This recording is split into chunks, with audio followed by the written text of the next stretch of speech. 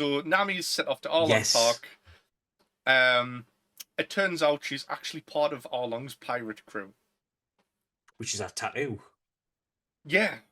I don't think we actually see a tattoo until she gets there, and she's got like the fish kind of thing on her arm. Um, Mike Tyson tribal tattoo. yeah. Um, so they follow her there to Gosa Village, which is where Nami is Hmm. actually from, and Usopp gets mistaken for a fishman. Zoro gets captured, um, and Zoro gets taken away by Nikijo, who we find out is Nami's sister. Um, I Hmm. think she explains all of the like backstory of Goza Village, where Arlong's pirate crew shows up, destroys the village, and starts charging them rent to actually stay alive, basically. Yeah. Um, Tributes, innit? yeah. And we find out about Belmere, who used to be a marine, who kind of adopted Uh, Nami and Nikijo. How did you feel about all of that backstory? Like that must have been so, emotional. uh, right. So, Nami is a character. I didn't like her at this point because I Yeah. was just like, "What? You've nicked the Going Merry. You constantly after money. Money. You don't align with the values that I like from the Straw Hat crew at the minute." Zoro's fine because he's been like he wants to be a sword fighter, and there's plenty of fights going on. Um, well, it's just Usopp and her, and they just kind of like stick out like the sore thumb. I thought a backstory was sad, but it's just like a. eh. Yeah, like it is like, well, you're being a dick now. So it's like I can't really feel Yeah. that much for your childhood. But the whole Belmere thing where she's like, "You are my daughters," and she could have just she could have got away with it and let the girls hide, but she says like, "Oh, these are my daughters. You're gonna have to charge the money for that," and gives her life up just to Yeah. prove that she is their mum, even though they're not related. And she's like, "I love you. You're always gonna be my daughters." And then she Mm. gets shot and killed. Um, no one she knew fine well that was going to be the case. I thought Yeah. that was really sad. It is sad. I loved it as well, but I think just didn't tell them that they're there. You Yeah, could have I just think tell them that you love them after. I think it hits more being a parent as well. Like, Yeah. yeah, Yeah. I mean, it hits people normally, but like, it's even worse when you're a parent. Like going, oh yeah, like you would do anything for your children, give your life and everything. um, So I don't know if I'm a bit broken because I was like, it is sad, but it's not like cry sad. yeah, I mean, I don't think there's been any moments that have been cry sad in all of One No. Piece so far. There's some really really emotional bits, but nothing's like it's still just a cartoon. Um, if I'm gonna get stick for anything in this episode, it'll be that phrase. It's just a cartoon. It's not really. Probably. One Piece is life, man. It's the best thing ever. So we find out after finding out about Belmire's death, Nami's true motives, where she wants to buy the village's freedom.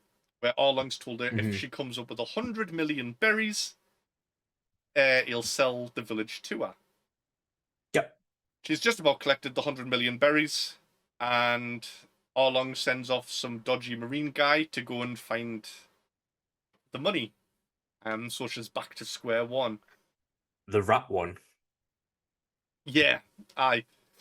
Um, and she gets really upset. She's stabbing her arm, and that's a really emotional scene as well, where Luffy stops her and he puts his hat on her.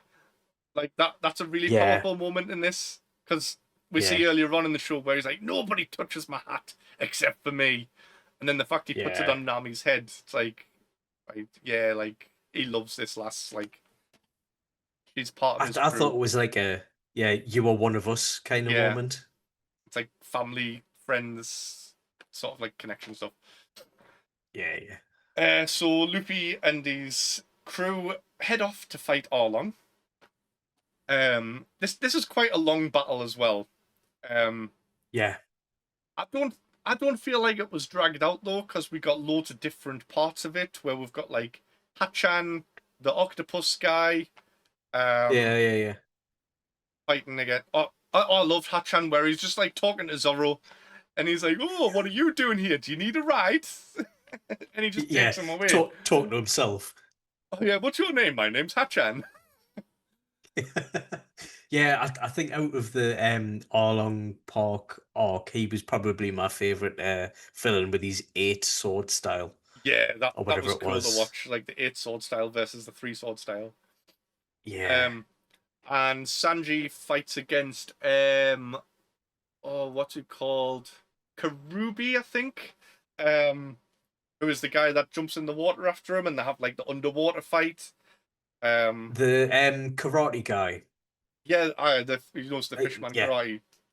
yeah, yeah. And Chu runs after Usopp, the guy who like spits like basically The bullets of water. the pretty boy.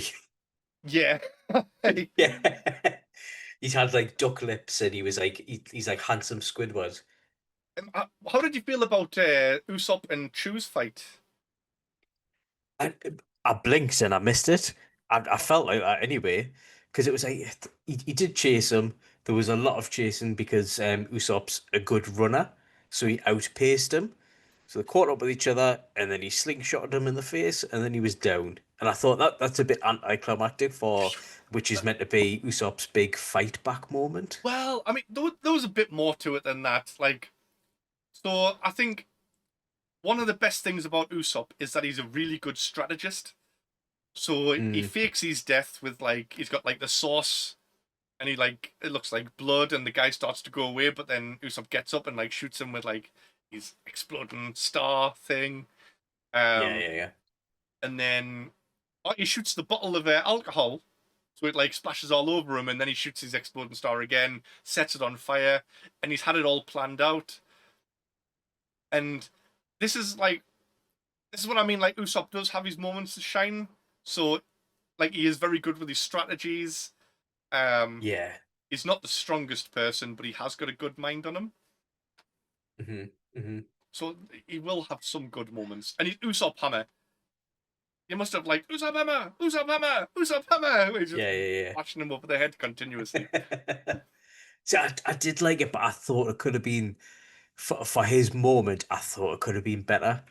Yeah, I kind of wanted him to do more and kind of outdo him a lot more. I think there was a lot to get through here. Seeing as there was like Usopp versus Chu, Zoro versus Hachan, Sanji versus Karubi. Arlong's just sitting around watching. Luffy's like in the water with his head That's sticking what I was out. going to mention as well.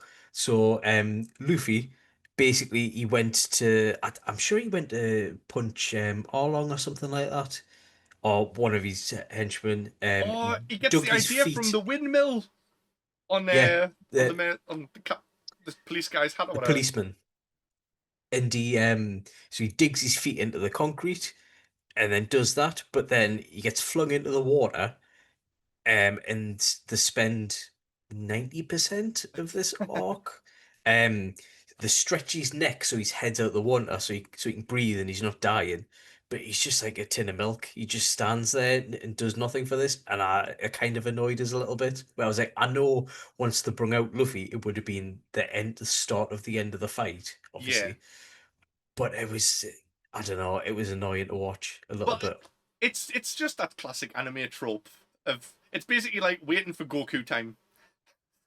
Yeah, Like how all yeah, of the other characters have to fight people first and lose or struggle until Goku shows up.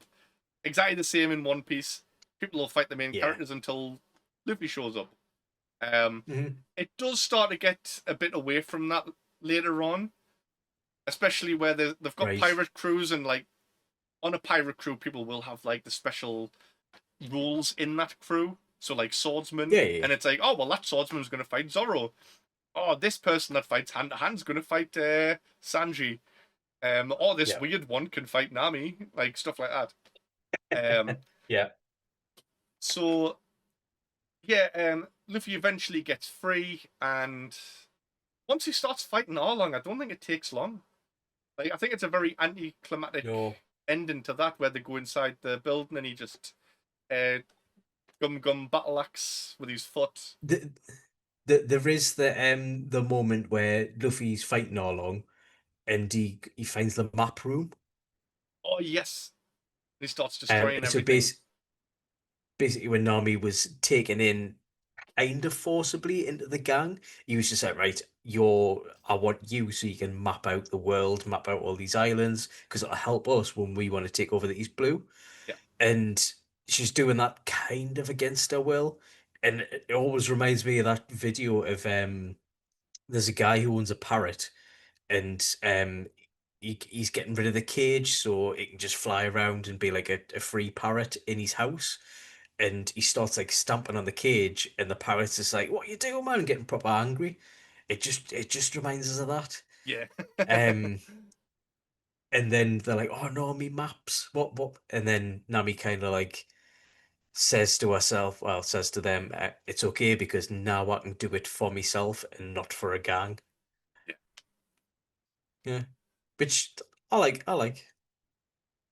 So I think that basically brings us to the end of the Arlong saga, Arlong arc, where they've defeated Arlong. Nami officially joins the crew, and they set sail again and head for Logtown. We And just before we nip to Logtown, can I just point out that I didn't see a body, Orlong's body, like Yeah, it was just a building collapse. he's buried under all the rubble. I have googled where Arlong is, and the only thing it is like he's most likely just in Impel Down, which is like the pirate prison. Um, Right. but we do have an Impel Down saga or arc, and you don't see Arlong there, so I don't know. We do get a little bit more backstory later on about Arlong, but Yeah, I did want to ask a question because the reason Arlong is not on the Grand Line and he is in the East Blue is because he was in some sort of civil war with the fish people of fishmen, yeah, and he was sick of it and came over, decided to take over the East Blue to recover his strength, increase his numbers, and then go back at it. yeah. And I kind of want to know about that, It more does about it. mention a little bit about the Fishman stuff, which we will find out later on. There is a Fishman Island arc. Um, Right, they do mention Jinbei in this arc, who is another one of the seven warlords of the sea. Um, right, you'll find out about Jinbei in about maybe another 150 episodes or something. He's right. quite an important character as well. Um, you'll you'll find out about that. I'll not get into it too much. Hmm. Um, so before we get to Logtown, we have a filler arc Ah, of yeah, Buggy's Crew Adventure Chronicles. Now, I say yeah. filler because it is filler, but it's not. So, on the mangas, every week when it comes out, the front page has like a sort of artwork um, showing something else that's going on in another part of the One Piece world. Um, in this specific manga, it would have been talking about like the beginning of Logtown, and it'll have just had a picture of Buggy on an island with Gaimon or something like that, or Buggy's Right. crew trying to pick a new captain. Um, and it doesn't really go into as much detail as the anime does. It's just one picture, so Right. it's technically not filler. The anime is just explaining more about what goes on in those pictures. That's a technicality. So, Yeah. right, okay. So there's not much happens here. There's Buggy's crew trying to pick a new captain from the crew. Hmm. Moji and Kabaji have a fight, and I love this so much. I mean, I'm not a fan of this little mini arc because not really anything happens that's important, but I love that Richie the lion has a dream about being the captain, and he wakes up and he's just like, "Oh, Yeah. I'm gonna do it," and he just knocks them both out, and Richie's the new captain of the Buggy Pirates. Yeah. With his coat on like this, with his glasses. Yeah. And they get captured by cannibals. Buggy shows up and saves the day. And that's pretty much that whole mini arc, isn't it? With a strange woman who you don't know who it is yet. Yeah. So some skinny, pretty woman. And she's allied with Buggy. So we head off to Logtown. Thanks for watching today's episode. Make sure to like and subscribe, and tune in next time for more Straw Chat.